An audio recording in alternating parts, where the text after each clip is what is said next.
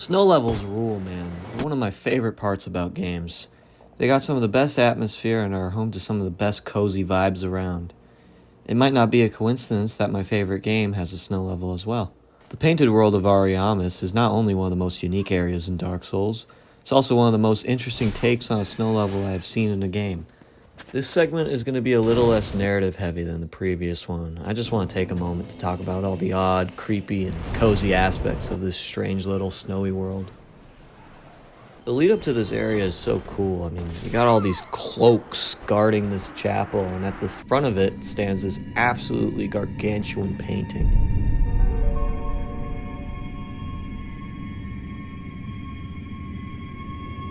Examining the painting after obtaining the doll gets you whisked away to a place unlike anything else in the game.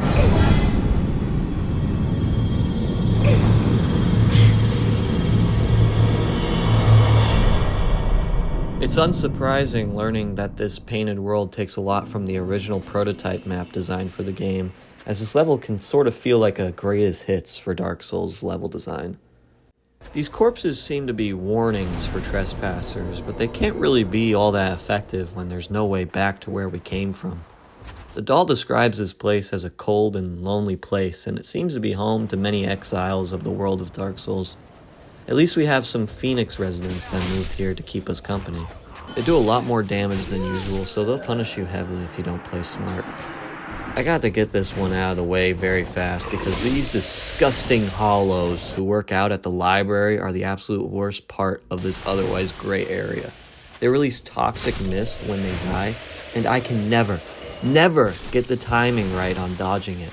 I have no clue how to attack these guys with only melee. The amount of times I have to run back to this bonfire while getting footage for this video was insane. This video is a cry for help. Please help me. Like, seriously, how do you get around these repulsive freaks?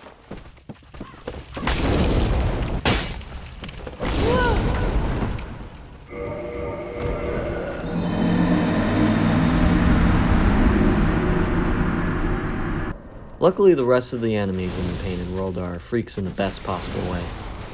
These crow fellows actually got the jump on me in a few spots because I hadn't done some of these sections in a long time. Their attack patterns are really bizarre, and their grab attack where they poke you to death is really creepy. I love how so much of the ambience has crows cawing. I love birds and their little noises. Seriously, listening to the birds is the best way to start your morning. I can't recommend it enough. You're bound to eventually fall down here, where you will meet the Rits! These snow Rits rule, man. Just look at them. I know the walls are like covered in blood and there are rat corpses all around, but there is a nice warmth to these interiors. Maybe that's a little strange, but in a dark fantasy setting like this, you take what you can get and you make the most of it. I enjoy trying to jump and collect these trinkets. This game's limited jump can be obnoxious at times to deal with, but I think for the most part it is done well because it allows for the verticality of these levels to be a lot more imposing, and allows for your traversal of these levels to be all over the place, going up and down and all around.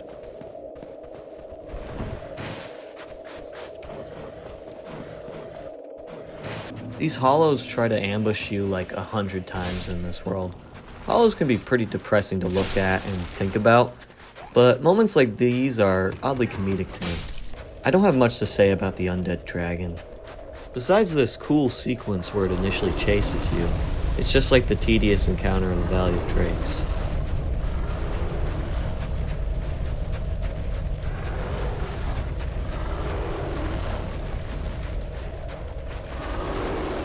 The Phalanx is an enemy pulled right out of Demon Souls, but they did give it a new design. I find it fitting that the area that originally was a prototype of the game and has a lot of oddball enemies would be contextualized as some separate realm for exiles. The Annex, for instance, holds an assortment of occult material, further revealing the nature of the beings residing in this world. Snow was always this mystical thing to me as a kid, because I grew up in the desert, so I really resonate with this idea of this cold, magical place serving as refuge from the rest of this oppressive world. When I think of winter, I don't just think of the cold, but also of the warmth. You know, getting cozy with blankets and finally getting to wear jackets. The Painted World is the same way. It's bizarre and creepy, but also really cozy. It has a lot in common with the Undead Asylum in that way. Both are home to outcasts, and they aren't necessarily in the greatest condition, and they both served as introductions, the Painted World being the start of development, and the Asylum being the start for the player. Their biggest similarity is how they both condense the level design philosophy of Dark Souls into these compact spaces.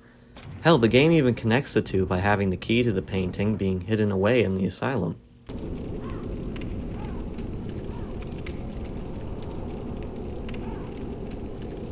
Again, I know I mention it a lot, but I can't stress enough how much I appreciate the ambient soundscapes of this game. It goes back to that split between the cold and the warmth. These soundscapes add to the eerie intensity of this lonely journey, but I think it's important to try and find comfort in that solitude.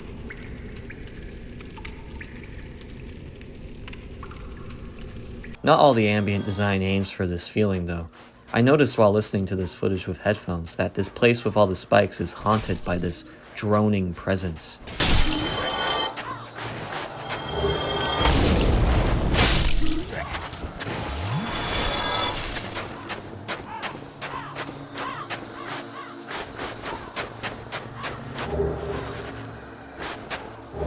Makes me think that the bodies on these spikes might still be alive. The invasions may all be pushovers, but at least they get to showcase some really creative character designs. Now it's time to go down into the scariest part of this place. Part of me wants to call the bone wheels here a bunch of unbalanced bullshit, but another part of me feels like the bone wheels go perfectly with the vibe of this area.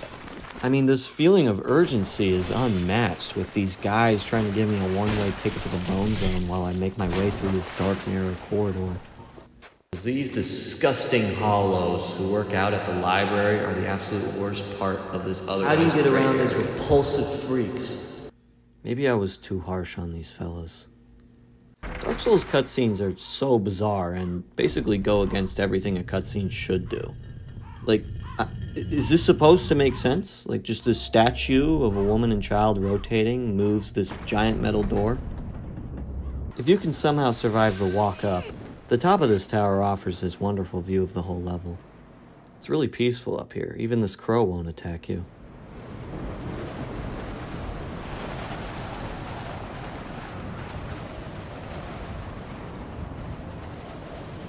Priscilla is the most optional boss in existence. She's hidden away in this secret area, and then on top of that, you don't even need to fight her to get through her arena. She is loved by the community despite the powers that be considering her an abomination and hiding her away. A lot of people rip on her for saying, "This land is peaceful, its inhabitants kind." But have you ever considered the fact that these guys are just doing it for the bit? I respect their dedication to hanging on the ledge for God knows how long, all for the sake of surprising you. If you actually decide to fight her, she goes invisible and you have to look for her footprints in the snow. It's a pretty interesting gimmick, and this fight is decent, all things considered, but if it wasn't for the fact that I was on New Game Plus with this character, it would be a pushover. Her fight is almost too easy, in fact. There's a pretty infamous glitch that traps her in a perpetual state of death if you kill her too fast. I got it! I got it!